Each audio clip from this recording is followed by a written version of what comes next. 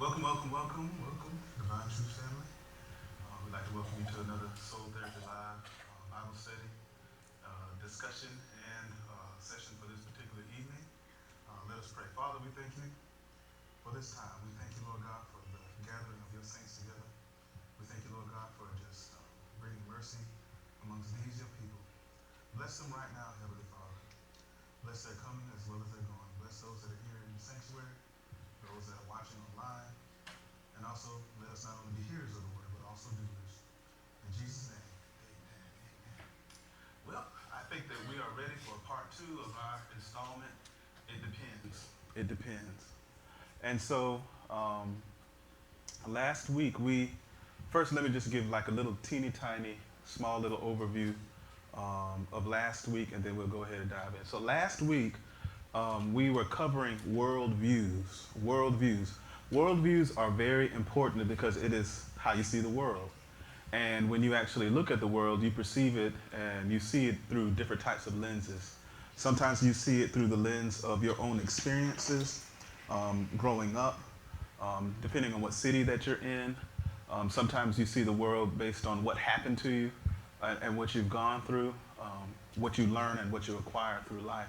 Everybody sees certain things through their own lens. In other words, it's kind of like many of us are shaped by our environments, our parents, or as some would say, the sum total of our experiences. However, just because you have been shaped by your environment and what you have acquired over time does not mean that those things are rooted in the truth.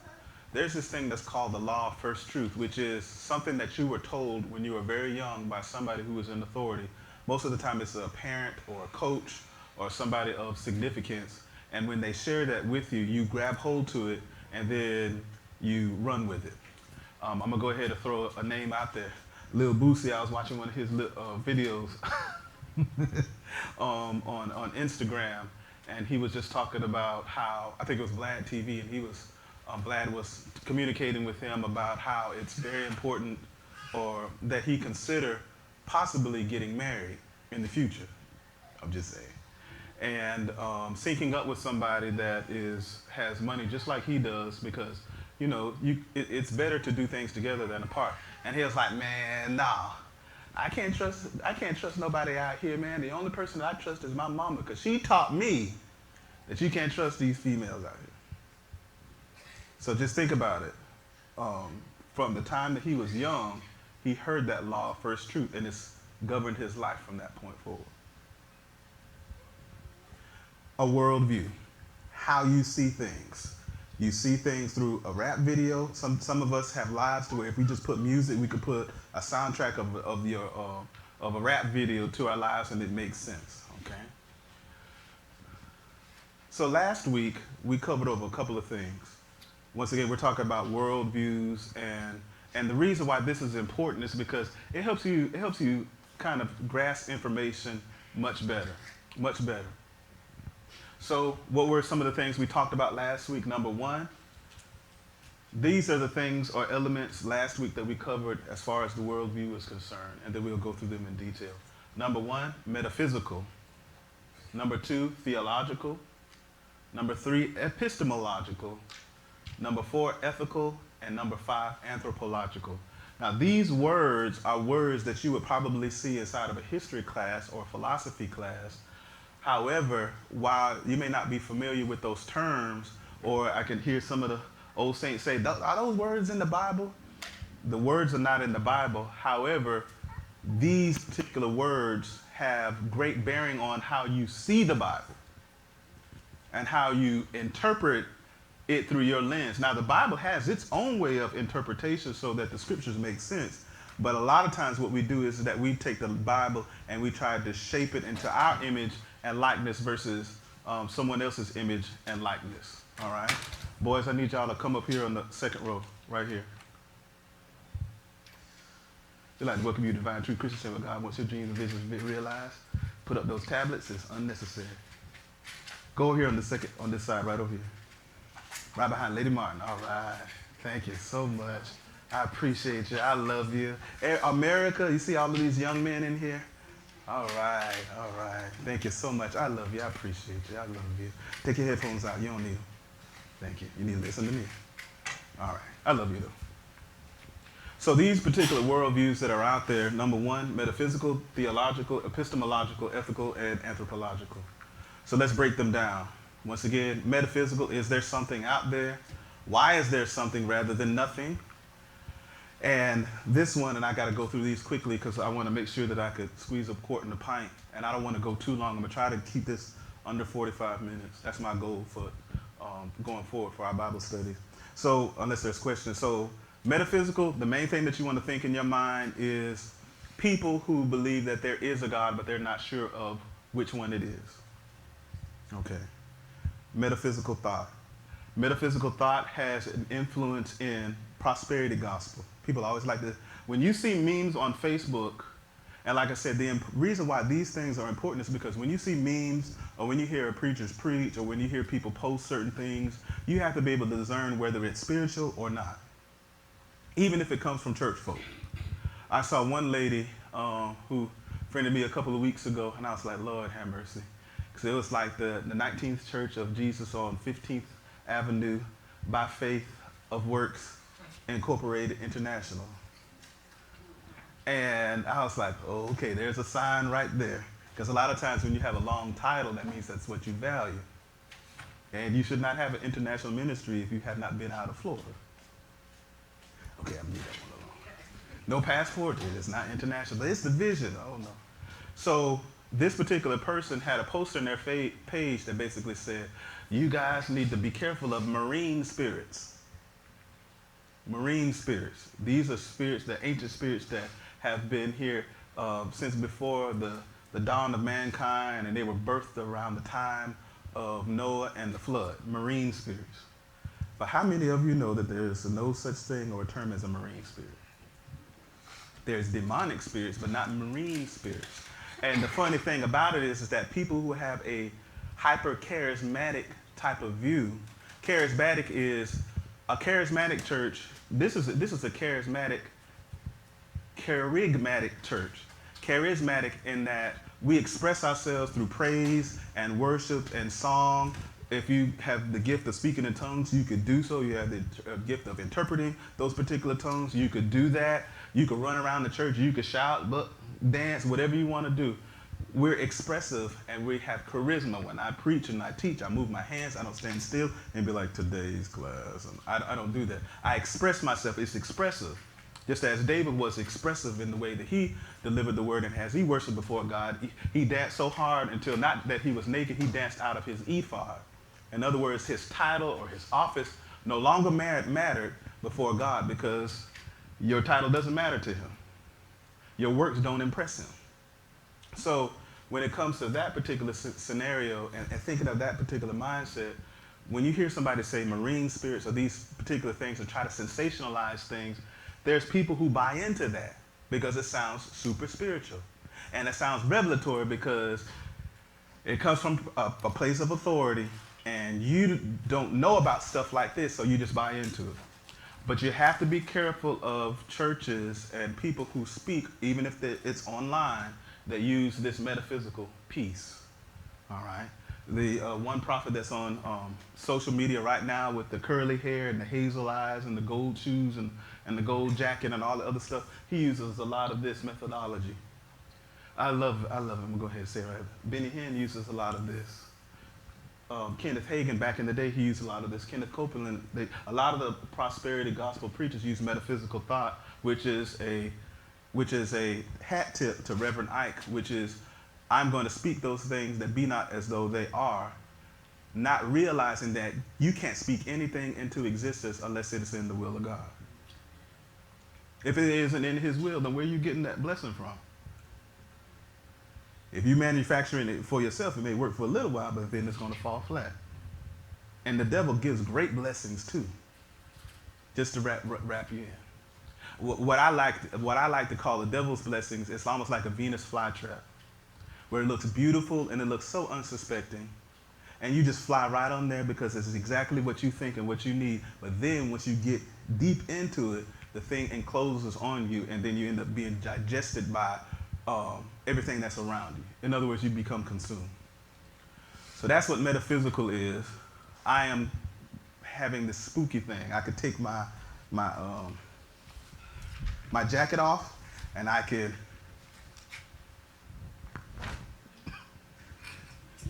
Why you jump like that? Seems like you had a flashback. And you fall down, and then you just feel super spiritual, not realizing that most of the time you're doing that to fit in. Y'all all right? You don't have to fit in. You do what God says. Okay. Next up, theological. Is there a God? So the first one is that I know that there's something, but now I know that there's something, and then I go through these questions and said, is there a God? Everybody goes through this process. Even when you go to church. Attendance does not mean that you believe. Attendance is just a place where you can find out and get educated about God that has already talked to you. Let me give you a hat tip. People of God, it is better for you to bring people who are saved already to church than those that are not saved. When you bring those that are not saved to church, it's okay every now and then if it's like an evangelistic thing, but if they are there because you pressured them to come, then what you will have is an epidemic of people who grow up and get raised up in church, but they don't even believe in anything while they're there. And then they will post online saying, I grew up in the church. I know all the stuff that they're doing, and it was fake, and I walked away from it. But you can't walk away from God because he's irresistible. All right? That's why I have a lot of tolerance even for our young people. And I'm glad that they're here in the house of the Lord so they could be familiar with these things so that when God does speak to them officially, it will be a familiar voice. That's why I don't make the young men and young ladies that are part of the congregation that are our children, force them to do spiritual things because I don't want them to start practicing on how to act. You get what I'm saying? I may make them sit up in the front like many of you all do, but that's pretty much the extent of it. I don't say, come up here to the altar and you need to purge and foam it all out your mouth. You don't need to do that because you'll think that that's God, but it's actually religion wrapped up in a charismatic package. Who or what is God? Is it different religions, different faiths? Theology is the study of God. Logical is, does this make sense? I believe that the Christian God, the God of the Bible, makes sense of this world. According to his word, it makes sense of this world. Okay. Next up, what is the relationship or this God's relationship to the universe? Very important. Now, the reason why this is important is when you see a movie like, what is that movie? Well, back in the day, it was a cartoon, but then they repackaged it into a new movie. Back in the day, it said all dogs go to heaven. Do they? What if I told you that dogs don't have souls? They function by instinct, and people like to worship animals. Almost seems like ancient Egypt again, where they worship animals. And they're so pure, they're so innocent. I like them better than I like people. There's nothing wrong with animals. I love animals. But they're still animals. Okay. A Dog's Journey, yes. So back in the day, it was all dogs that go to heaven. So we were watching previews. My wife and I were watching previews. And in these particular previews, they showed this movie called A Dog's Journey to Heaven. And what it was is that it was this dog. And you know, when a dog is like 3 years old, in our years, it means 21 in theirs. So they age every 7 years. And so in the process of this, what ended up happening is that the dog, when it passed away, the old man was like, please take care of them. Please take care of them. And he's like older or whatnot. And then he passes away, or he's still alive, but he basically lets everybody in the movie theater realize, know that this dog is going to come back again. So the dog dies, gets buried in the backyard, one paw sticking out of the dirt. I'm just teasing, I made up that part. And the dog comes back again in a different dog body. A couple more years pass around, dog's head is outside of the dirt, comes back again alive, and throughout this little girl's life, this dog comes back with the same spirit each time. Now, I'm going to ask you, Some of you may think of that as being cute, but I just want to ask the audience, and maybe if you're watching this online, what is that called when you see an animal come back again and again and again? What does that tell you? So somebody said reincarnation. That's what it is, reincarnation. Did you know that? Did you know that?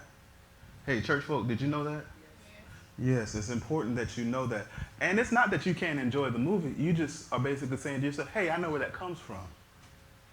When you watch Aang and, what is the name of the movie? The Avatar, or you go to Disney and you see the Avatar, does anybody know what religion that grabs from? Just think about the word avatar. You see it on WordPress. It's called a gravatar. What do you got? It's Buddhism as far as the avatar is concerned, or a Hinduism. All right. So he had a world religions class. I was like, y'all had world religions class in middle school? Lord, have mercy. We were just trying to get free lunch. We were just trying to get them little peanut butter sandwiches and that cold piece of fried chicken. That was it. But it was Buddhism. So, like I said, it's not that you should do anything about it. It's that, okay, I recognize when the culture is trying to influence my view of the world. So you had one movie that was showing reincarnation. You had another movie that's touting the avatar. In other words, you're not yourself. You can act as someone else. In the movie Avatar, where they had that big giant tree and they called it Aowa, and they were just going around like this. Looked like they were doing a hula hoop. Now that seemed very spiritual to a lot of people because it's indigenous. Some people could say it came from Africa. Some people say it could come from India. However, did you know that movie is about worshiping nature? Because it's not a person, it's a tree. And the tree gives us spirit. And if you listen to certain things in the movie, it said this entire planet is alive, and we have to. This whole planet is sacred. And so when you have people who worship the planet, that's a form of pantheism. And I'll talk about that a little bit too, as well. All right. So when you see a Wiccan or witches in our particular day, and they have that nice little star on the back of the cars, or you maybe have a friend or what have you that's in Wiccan, they worship nature, a created thing.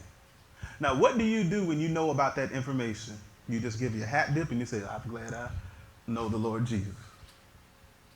Because a lot of this stuff has creeped into the church, and now we have New Age churches. So you can't get mad at prosperity gospel when you entertain the other stuff too. Prosperity gospel is only one small part of it. Let me move on quickly. Epistemological, what is truth? Can truth be known? How is knowledge attained? This right here is for all my thinking people out there. This right here, and it's not like the other two are irrelevant. One of them is metaphysical. Can we know anything at all? Do we exist? Why do we exist? Why are we here? Theological, is there a God? Can God be known? If God is all-powerful, all-knowing, and omniscient, how can me, as a finite human being, even grasp any of that? When the only thing I have is other humans telling me about something that they barely know themselves. Imagine if there was no Bible. We would be making up religions and gods in order to satisfy the feeling of there has to be something more than just this. And people, when they become atheists, you don't become an atheist overnight. People are agnostic by default, not atheists by default. What do I mean by that? Agnostic means you know that there's something, you're just not sure what it is. But to say that there is no God, and I am absolutely sure of that, you have to study your way into that belief system. And you have to do things to yourself, and you have to immerse yourself in this. And then come to the conclusion that I am an atheist because there is no empirical evidence that God exists. It's not that there is no empirical evidence, it's just that you have dismissed the evidence that is already presented. The heavens, the earth? You. You ever get up in the morning one time and be like, man, look at God? Not saying that you're God, but look at what God has done and how you can move around this planet. I am so amazed that as somebody that's going to be getting closer to 50, going to be 44 years old next month, I always begin to think to myself, I'm like, man, I'm still on the planet. I still have my life, my health, and my strength. I can still open up my eyes. I can breathe. I can walk. I can talk. I don't have any mechanical parts in my body. I can communicate. I can learn. Who set all of this up? It definitely wasn't you. It definitely wasn't you. Well, your parents created you. No, they were just instruments of a system that was already designed. Isn't that amazing? Just think about that and pause. It's a simple thing, but it's necessary. So what is truth? Can truth be known? How is knowledge attained? This top first question is what Pilate asked Jesus. What is truth? Well, if you know the truth and understand it, it can set you free. Just knowing the truth won't set you free, because there's a lot of people that know the truth, but they don't receive it. You can hear something, but you don't receive it. Ladies, you know how sometimes when you're just trying to get something across to your man or husband, if you're trying to communicate to your wives, and it just seems like they're not getting it, the main thing that you say is, they're just not listening. Go ahead and tell me what I said, and they repeat it. But did you hear me? Because just because you said it doesn't mean that you hear me. Like with my wife, I always like to pick up this. I get in trouble when I am not listening. Not when I'm hearing, because I have devised over the last 21 some odd years. We were just talking about that today. We said, yeah, and on junior level, we would have known each other for 21 years. And my sons were amazed. They were like, yeah, when y'all talk about the same subject, y'all just look the same way, out the window at the same time. And I was like, yeah, we've been together for a long time. And when we have phone conversations, she's talking to me, and she's telling me about certain things, something about the daycare, her job. And I'm like, yeah, all right. And I'm just smiling, but I'm playing Brutal Age or Boom Beach. Or watching The Sopranos, which is like my new show right now. And she can tell when I'm not listening. Now, if she says, hey, Andre, tell me what I said, I'd be like, well, you said that you were going to win Dixie. I can still tell when you're not listening, because I trained myself to get that last little piece and repeat it back to her. But then I found out that just repeating what I heard is not enough. Because you can tell if somebody is listening if they are engaged. Are you engaged with God, or did you just hear about him? Okay. So what is the truth? Does God exist? Is he a part of your life? When you pray, do things happen? When somebody gets a breakthrough in their life, do you give God credit? Or do you believe it's just coincidence? It's just the way things are. Can it be known?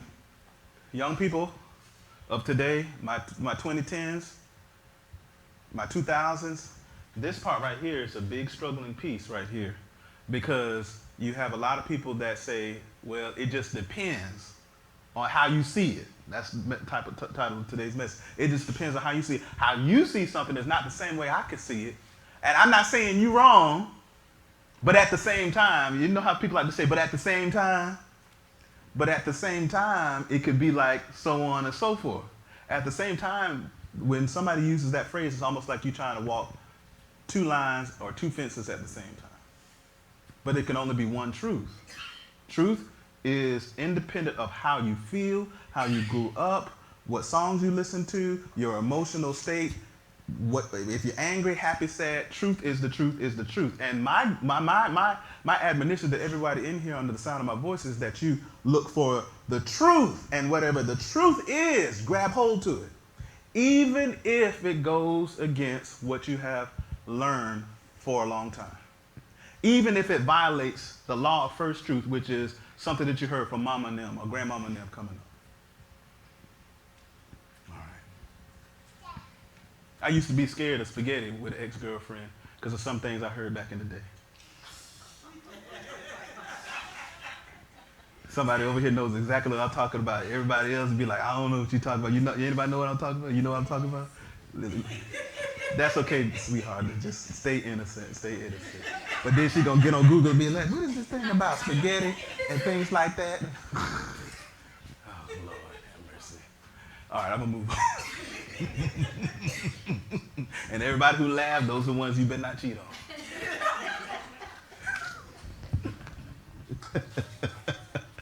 Ethical. Are there moral laws? Isn't that what we're discussing today with the whole thing that's going on about abortion? I've never seen so many young people, talking about this topic. Most of the time it was a topic just for our parents because they were around during Roe versus Wade, or talking about same-sex marriage, or talking about immigration, a lot of political issues that are out there. And so a lot of people are trying to ask the question, is it moral about what's going on? Now, I'm not going to tell you how you should think. I'm just going to say what the Bible says. And then you come to your own conclusion. What is the basis for moral laws? I'll give you a phrase. I could be good, and I know right from wrong, and I don't have to believe in God. Let's just park right there for a minute. I don't have to believe in God in order to know right from wrong. Now, here's my counter question, okay? Now, if you as a Christian, you hear somebody say that just in casual conversation, because here's what you should do. You shouldn't debate. Have a conversation. You see that? Let's have a conversation versus a debate. Debates are usually about victory. We're not trying to win the debate. That's not the forum when it comes to your friends or coworkers that may have this worldview, in my estimation, a distorted worldview because of sin. So if somebody says, I could be good without God, you should then ask, how? What do you base that on? Well, I just know. I know right from wrong, and we have laws. And then you should say something like, well, you know, people have known right from wrong for a long time. Before there was America, before there was a justice system, you knew that you shouldn't take something that didn't belong to you. You knew that you shouldn't kill. You shouldn't take somebody's spouse. You shouldn't do this. You kind of just know that, right? And even, say that again? You learn it. But some of the stuff you do know, just without anybody teaching. Just think about it. The reason why you're here is because a lot of people knew that killing was not right.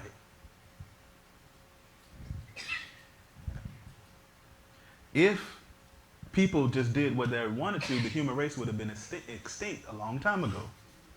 Because you just would have killed. And you would have moved on. That's why when you go and you hear some of the professors inside of academia, and I'll get to that next worldview a little bit later on, when they call us animals and we move by instinct, that's very dangerous because it seems as if we're just doing what we need to do based on survival of the fittest or Darwinian evolution. It's very important that you don't see yourself as an animal, because animals can be sacrificed, and animals don't think, and animals don't have a soul. And animals can be slaughtered without any type of recourse or remorse. If I just think that you're a filthy animal and I can kill you, and no one does not articulate a moral standard, then it'll be like The Purge everywhere. You seen that movie, The Purge, where it says, okay, we can't control all this crime, so one time of year, the government is just going to let everybody do whatever the hand-fat they want to do, kill everybody to get it out of their system. But I wonder what it is. What are they trying to get out of their system? Evil? Sin? Sin has an insatiable appetite. It can never be extinguished by just releasing it upon everyone around you. So then we have laws in place. So the laws of the United States are not all based around moral laws. Some of them are based around political convenience and expediency. But the truth is, God's law transcends legislation and politics. He is the standard. A human can't have a standard because, and you know why? Because laws that are in the United States may not apply in international law. You can have somebody in the UK or in The Hague or at the UN. The reason why Donald Trump and a lot of presidents in the past didn't care for the UN is because the UN, as a global body, they gave this impression that they should be able to run the world. But then you got this little nuisance of a nation called the United States who sees itself as a powerful and sovereign nation and says, I don't care about what y'all got to say. We're going to govern ourselves by our own laws. And you could try to bring me to court, but guess what? Try to come over here and get me if you can. It ain't going to happen because our laws are not the same as yours. Now, usually when the international community comes in, it's when there is a violation of moral law that is undeniable. Like when Hitler slaughtered all the Jews. Then the world came in and tried to defend against those that were executing that form of evil. It's pretty straightforward, right? But if you're on the German side back in the day, they didn't see that as wrong. They saw it as a service to society because they were blemished in the gene pool. So it's dangerous to say it depends on how you see it. Very destructive.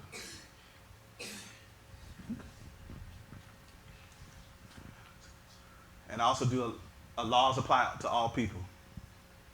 So you mean to tell me that, and we're dealing with it in the United States now, there's Sharia law. Hold your question. There's Sharia law, and then there's American law.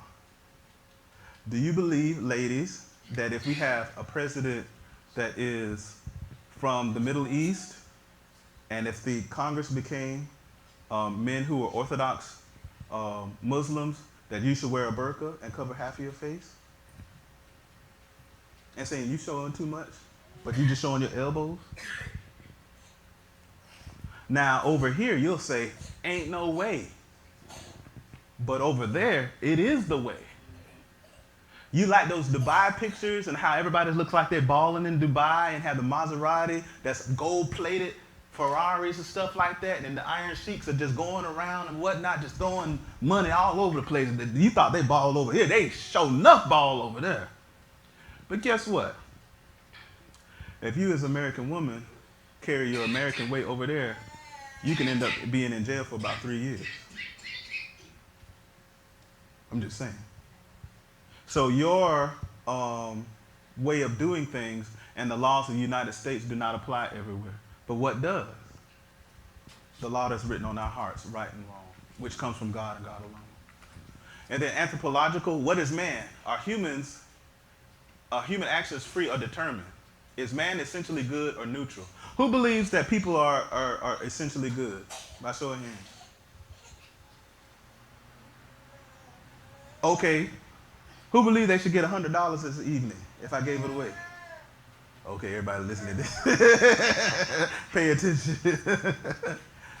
So there's some people who believe that humans are essentially good as long as they don't break any laws. Now, how many family members and people that you have come across in life that never broke any laws, but they were nasty people and mean people and said that you were not going to amount to anything? They said that you'll never go to college. You're never going to get married with all them kids. You're not going to get a job. You're worthless. It ain't going to happen. You're ugly. Your leg looks like baseball bats. You look like you got that nasty man or woman's disease. Color Purple. That reference is probably going to fade in the next 10 years because there's a whole generation that did not watch Color Purple at all. Purple, I'm sorry. Lady Mark corrected me. Thank you, madam. The Holy Spirit is right there. You corrected me. All right. So some people believe that people are essentially good. Based on what? If I had a homeboy that was drunk and he was trying to get the keys to his car, I saw this video the other day, and he kept on trying to get his keys to a car, and I know that he drinks a lot or whatnot, and he was trying to drive. Now, I know that drinking and driving is wrong, so in order for me to stop him, I knock him out. Am I right or wrong? No, just it's a rhetorical question. Am I right or wrong? Now, some of y'all, depending on your background, you be like, at least you saved his life. And then another group of you will be like, man, he wanted to hit him all along. He ain't really his friend. I'm just saying, right? Right? I wish one of my friends did do that. As soon as I came to out, we would be all in the front yard. And I'm talking about right now. Better not hit me, man. Just take the keys. Wrestle me down. But you don't need to knock me out. We ain't close like that. You've been wanting to do that, man. That would make me 38 hot. For real, for real. But to some people see that as, that's my partner, that's my friend. That's our set of rules. But what did God say? See, when you just come up with your own system of things, you got a gang, right? The Bloods do it this way. The Crips do it that way. The folks do it this way. The Latin Kings do it this way. The disciples do it this way. Your hand symbols mean this. Those tattoos mean that. Everything means something different to different people. What is the standard? If there is no standard, and if there is no truth, then no one can tell you that I'm wrong, and I can't tell you that you're wrong. And that's the state of the United States and much of the world today, is that there is no right or wrong. It just depends on how you feel.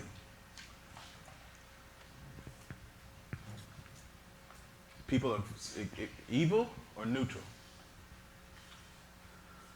And then, of course, what happens after death? Anybody ever thought to themselves, what happens after I die? Okay, so you got a couple of people thought about it. I know that as I get older, I think about what it's going to be like when I actually take my last breath. Will it be a joyous? I heard something just the other night, and it was that humans have the blessing of knowing that they will die one day. Some of y'all are like, how is that a blessing? Because by knowing that, you'll try to maximize your time while you're here. Because everybody in here will die. So now that you know that of that finality, what do you make of this? You're going to be like little Duval, I'm going to live my best life. His name is Roland, not Lil Duval. Roland is his name. And I have a confession, I used to bully Roland when we were in high school. But he was a little fighter, though. Little black history fact right there. Pastor Martin bullied. Anyway, I'm just teasing. What happens after death? What happens after death? You ever wonder what it would be like if you were to die? And I'm talking about you just dying and you're not even sick. You just get up in age. When I die, I want to be sitting in the chair, looking out the window. That's it. I just want to be sitting in the chair, looking out the window, and I want to die of natural causes. That's my prayer to God. I just want to and hug Jesus and cry and hear the words, well done, thy good and faithful servant. Nobody won't care about me. I might be in a nursing home somewhere, bones floating in my body, can't even see. I'd be like that old dog that just won't die. But he was a great man of God. Sit me down in my chair, look out the window. I know you don't like me talking like that. She doesn't like that. But that's how I want to go. And I want to see Jesus. That's it. It'll make it all worth it. All of the pain, all worth it. That's what I think about as I got older. And when I was in 20s, man, I wasn't thinking about none of that stuff. I'm like, man, what you mean? I ain't finna die. I could take this Hennessy. I could take this Coke. I could drink it till my eyeballs pop. And I could wake up in the morning and go to a 10 o'clock class. And I'd be absolutely fine. And when you're young, you could do all of that and it doesn't even hurt you. But then as the years go by, everything hurts. And things change, and it's like God letting us know that you're not going to be here forever. So when I die, what happens?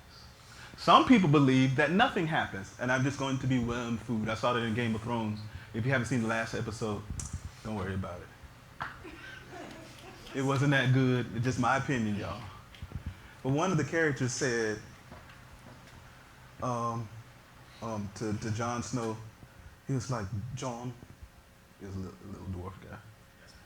Yeah, Tyrion. He was like, Jon, do you know what's going to happen after you die? You've been dead before. That's how the story goes. And he said, what did you see? And he's like, nothing. And he was like, good. Because at least I won't have to pay for all of the evil I've done in this world. You got that? You got that? Y'all see that? Now this man right here has done a lot of evil in the character in the books. And he was above the law. So what do you do when the legal system does not apply to somebody who's rich and powerful? Where is justice going to come from?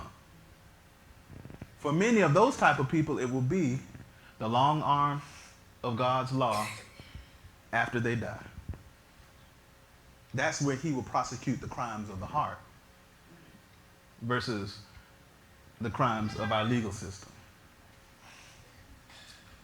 And for some people, they do not like that. They rather have the worldview like Thanos. Remember the Thanos snap? Sorry for y'all that didn't see the movie yet. Too bad.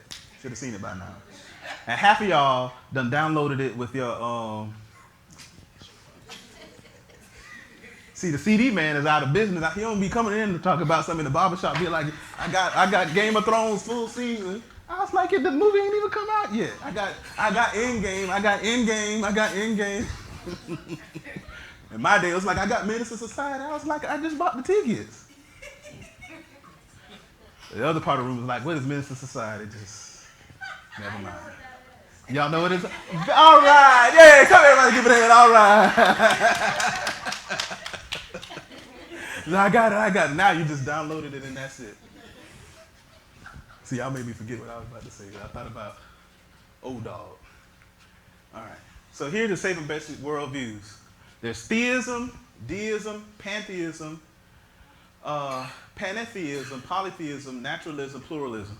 I'll just give you one quick little piece. Polytheism is many gods. Okay? Well, we'll just go ahead and do the breakdown. Here's theism. Theism is the theistic worldview that believes believes an eternal God freely created all of existence. Time, space, matter, celestial realms, and bodies. Out of nothing, ex nihilo, and that he continues to act within the creation in varying degrees. The people who adhere to this worldview, people of Judaism, Jews, Christians, Islam. We call this the Abrahamic religions, all right? That's what theism is. People will call you a theist. You believe in God, all right? Now, you're not getting into the difference between the Christian God and the Muslim God and the Jewish God. Christians and Judaism have the same God. Muslim, a little bit different there. But this is a good number of people that are out there, all right?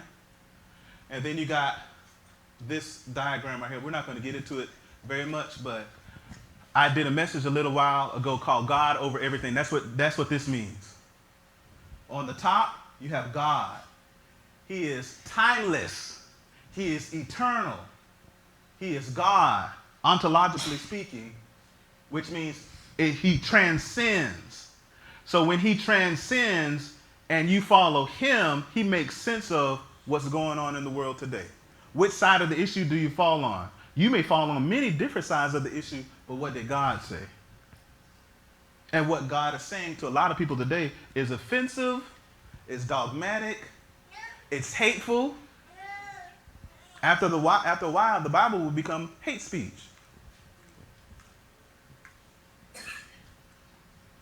And people who have that worldview cannot be appeased.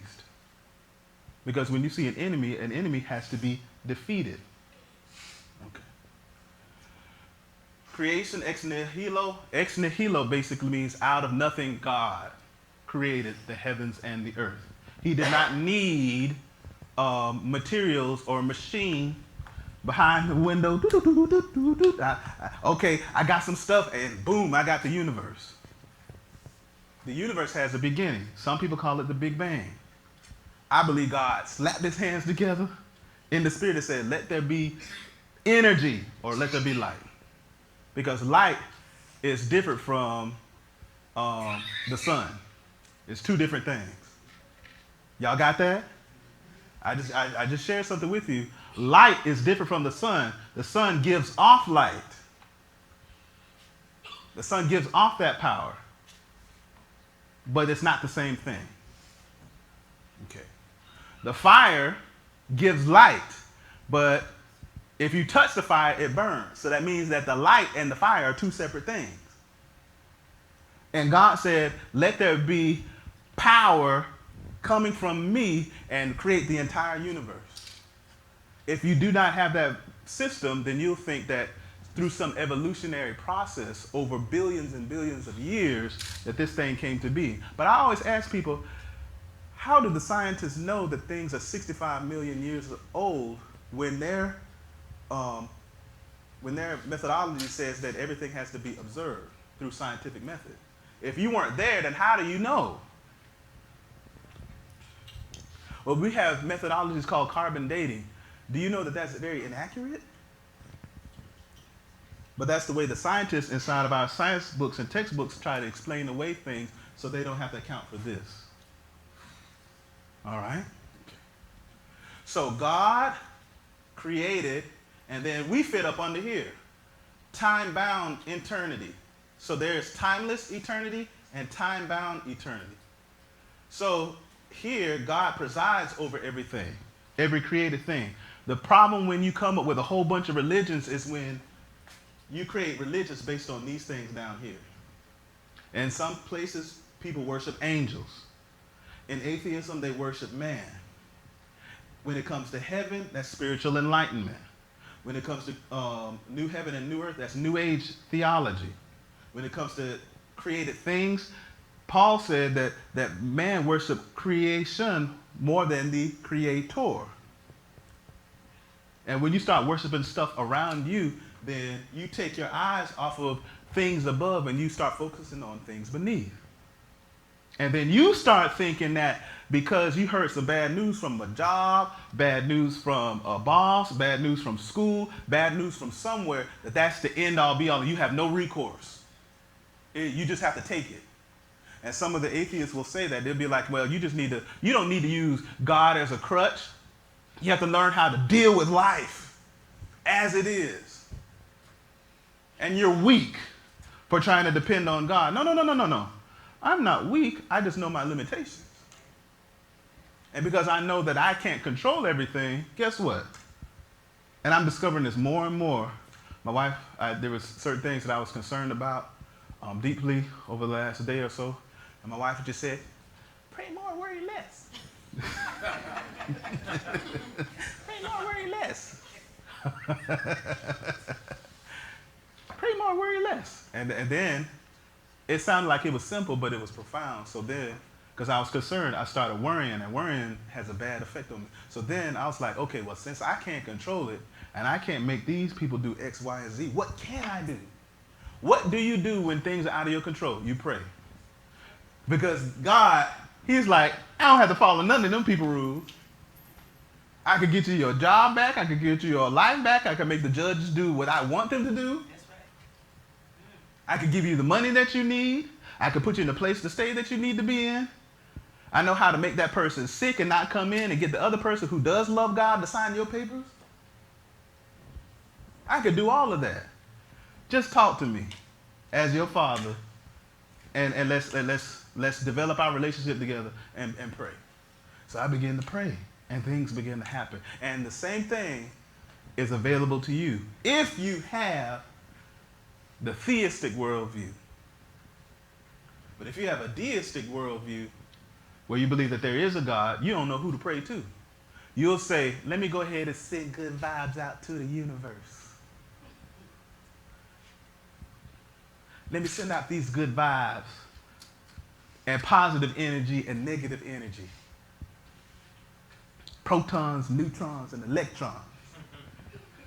And you know that black folk, you know what I'm saying, 666 is not the devil's number because that really means the color of our skin and our hair is curled up like a 6. And you know that's the way we can get vibrations from the atmosphere. And but here's the thing. I used to believe that when I was in college.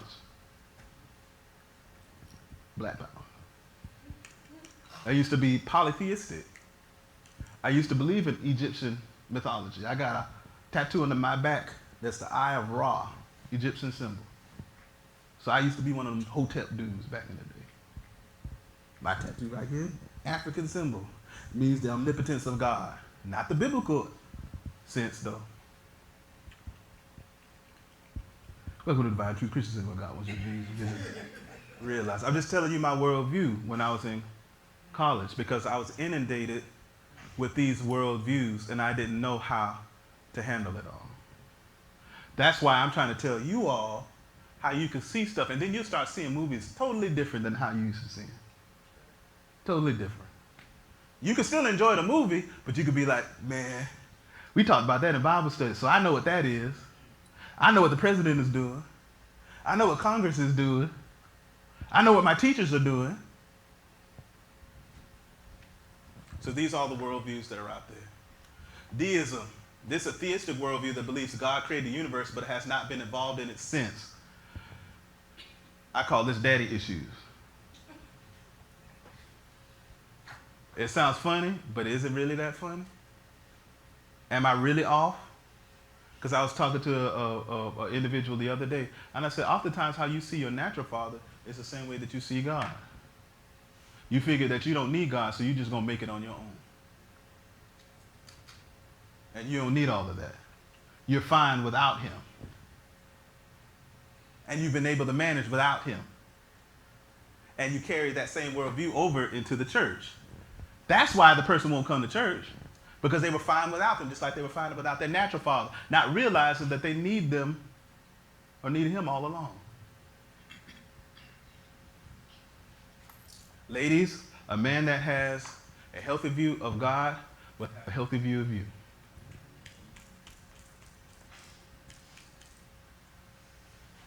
All right. So these are some of the adherents. In other words, this is the good part. I love getting into this part. This right here is a hat tip to the watchmaker.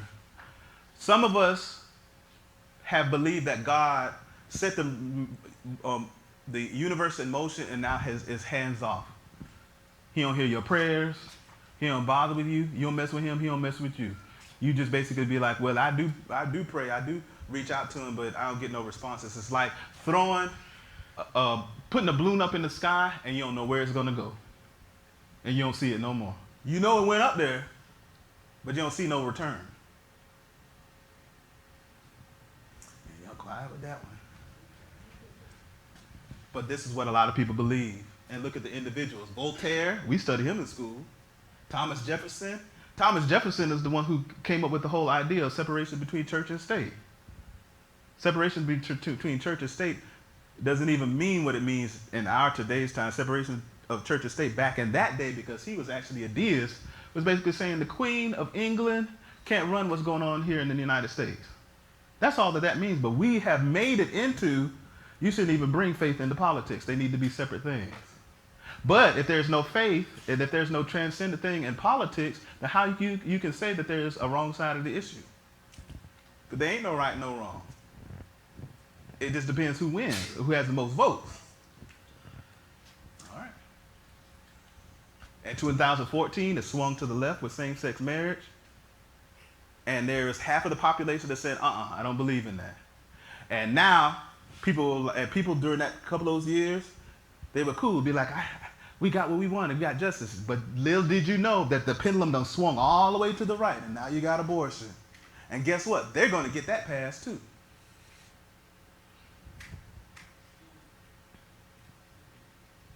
Swinging back and forth. Because you got people who are in charge of it. But what about God?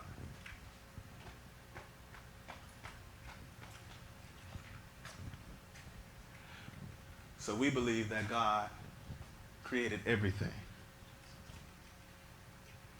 every created thing. So we talked about theological views. Pantheism, I'm almost done with part 2. Pantheism basically is a theistic worldview that believes God is identical with the universe. Oh, these are my people that say, I say. I say. Grand rising, my brothers and sisters. Y'all all right? I be breaking this stuff down, man. I know, because you got these friends, and some of y'all used to say it too, grand rising.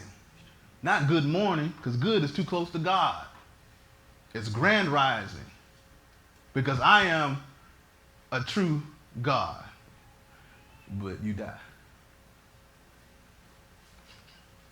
All right, that's a lot of gods inside of the grave.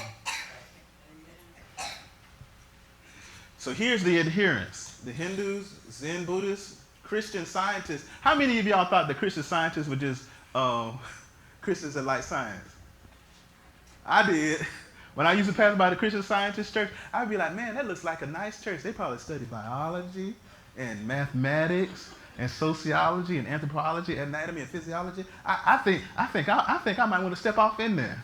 And I remember one preacher, when I asked them, I was like, who are the Christian Scientists? They just sit down and read books.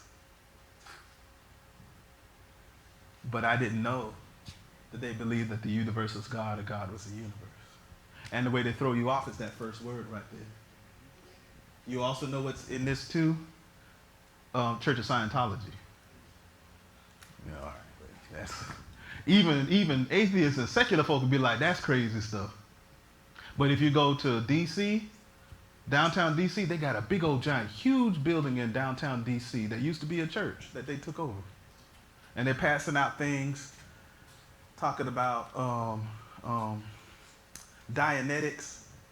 Okay, y'all gonna look that up too. Go ahead and Google it. And funny thing enough, a lot of the Nation of Islam believes some of the same stuff.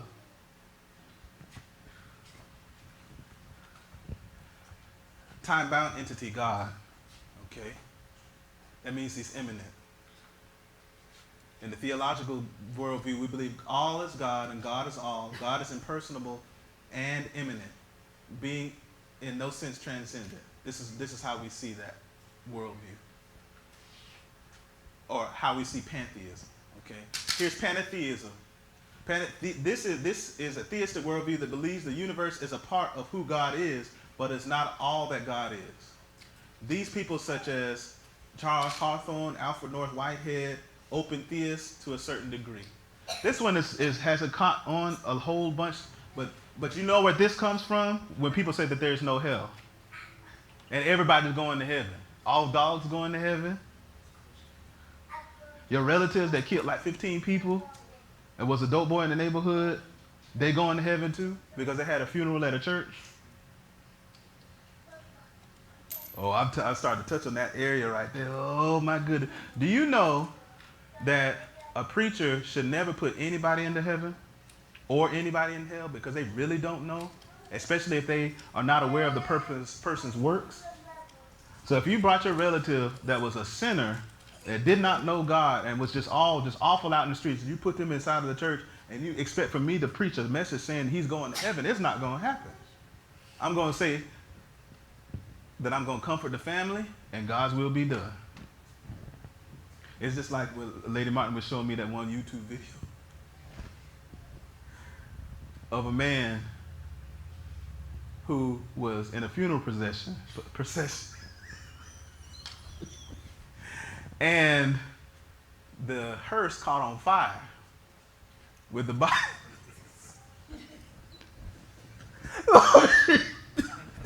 The hearse caught on fire. Now, I don't know about you, but if I was in that funeral procession, and I saw Junebug hearse good on fire, I'm not gonna think he went there. Lord forgive me. See, that's what you get. You shouldn't be showing me those videos like that because I use them as topics for Bible study. Okay, I think we're gonna end right there. That's enough. So we just ended with a man of hearse being caught on fire. Y'all won't remember anything else, but that is in your brain. And you're going to Google it too. Be like, man, whose hearse got caught on fire, and see if Pastor Martin lying or not. It's on there. It's on there. So the main thing is that in all of these particular worldviews, you just have to be very careful that you know where God is. Polytheism, many gods. All my Egyptian folk, all my brand Nubians, all y'all out there that have the ankhs and the headdresses, you need to understand that Egypt is not a race. It is a culture. It's a culture. And it's very close to American culture. Because you had multiple ethnicities that worship many different things. Okay? And for my African American folk, you have no business putting that stuff on you. I didn't know that back in the day because 99.95% of y'all came from West Africa and you were nowhere close to the pyramid. So the slave ships didn't cross the Sahara Desert to get you from out of Nubia and then bring you to the States. So why are you appropriating that culture? I say.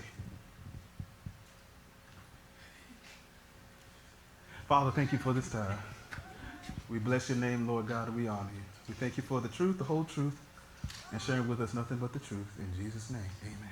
Question time, question time, question. You had a question? I just had a comment. You had a comment? Okay, hold on, let me give you this microphone. It was real quick. No, I need the handheld microphone. Oh, here it is. So let me give you this microphone and then I go. Moment of time, we're going through question and answer period. No, I just had a quick comment as far as like how people hold to such high esteem like the Egyptian stuff, and they have like the Nefertiti necklaces and all of that stuff, but they don't realize a lot of that stuff was burial procedures and stuff like that. Like that Nefertiti mask and stuff, that was a burial mask, you know what I'm saying? Mm-hmm. So they celebrate dead stuff, but don't even realize it. Yeah, I mean, what I found, like, there was a video that came out a little while ago. Let me come talk to y'all a little bit. There's a video that came out a little while ago that had Erica Campbell from Mary, and she was talking with D.L. Hewley. Y'all know who D.L. Hewley is? All right, D.L. Hewley has had a little bit of problem with the church for a little while. He know God, but you know, when he see church folk, he see church folk. And come to find out about it, Ricky Smiley is he knows of the church, but he don't know. And so people have these preconceived notions. So anyway, there was a discussion between D.L. Hewley and Erica Campbell about what is a Christian. And he began to go through this whole thing of, you know, I'm a good person, I do this and I do that, and I didn't need God I didn't need Jesus for any of that. I have a relationship with God. Always be careful of people who say they have a relationship with God, but not through Jesus Christ. Because the scripture says that anybody who does not say that Jesus is the Christ is Antichrist. And that is of the devil. That kind of just lays it, that's just like this line inside of the dirt right here. That just kind of makes it plain. So in that particular conversation, she was trying to justify a lot of bad Christian behavior and didn't really have a lot of comebacks, but she just kept on saying, you know what, I believe in God and I believe in Jesus Christ, and I had these answers. And a lot of times that's enough. You don't have to always have an intellectual answer for the person that is across from you, but sometimes you do. And it's not for the person, it's for the other folk that are listening. That's the reason why sometimes I make comments, not for the person that I'm correcting, because usually when I'm correcting somebody that does not have the worldview, I say, I'm not judging your beliefs. I'm just going to correct some misunderstandings that you have about mine. Let me correct you about what I believe, not what you think that I believe. And a lot of times when I say that, by the end of the conversation, usually when I'm dealing with people, they say, man, I just want us all to get along. That's all. I just want us all to get along. I didn't even know that because when I dropped that history on them, they'd be like, man, I said, don't participate in the erasure of our history just because it has a Christian part to it. No, Christianity didn't start with slavery. It didn't. Prove it. Show me that right now. Then when I show it, they just log off and block me. Any other questions? Any other questions? You got a good question? I don't know. Well, let's try it. What's a G-mule? A gene pool? Oh, Lord. Well, thankfully, I didn't skip that class when I was in college. A gene pool is, I'll put it this way. Have anybody ever asked the question, wondered the question, where did Cain's wife come from? Anybody ever asked that? Okay, so this y'all coming into my world. I be asking those hard questions because the Sunday school teacher used to be mad with me, and because I didn't get those answers, I explored a lot of stuff when I went to college. So let's put it this way: the gene pool, a pure gene pool, is what Adam and Eve had because it was fresh and it was new. Inside of every human, you have this thing that's called deoxyribonucleic acid, or DNA. And that DNA makes us who we are, our skin color, the way that our eyes are, the way our heads are shaped, all those different types of things. And so a gene pool is just a collection of people that have genetic material, and it's either has a mutation or it does not. That's what a gene pool is. That's good enough? Okay, he started playing with the baby as soon as I said, and the gene pool, he just checked out. Don't ask me this question. I study, y'all. Any other questions? Go once, go twice. Who in here is hungry? Anybody hungry? All right, that means it's time to go. Bye, y'all. If you want to give tonight, God bless you, God keep you. If you have any other questions for those of you that are online, please go ahead and submit them, and I'll be more than happy to ask them. Before y'all zoom out, kids, before you zoom in the back area, please don't put any pennies inside of the snack machine. And clean up behind yourself, all right? Also, for those of you that want to give, make sure that you do so. If you're going to be out of town this weekend, go ahead and give tonight. Go ahead and give tonight before you fly off into the sunset, okay? God bless you. God keep you. This is our prayer. Be blessed.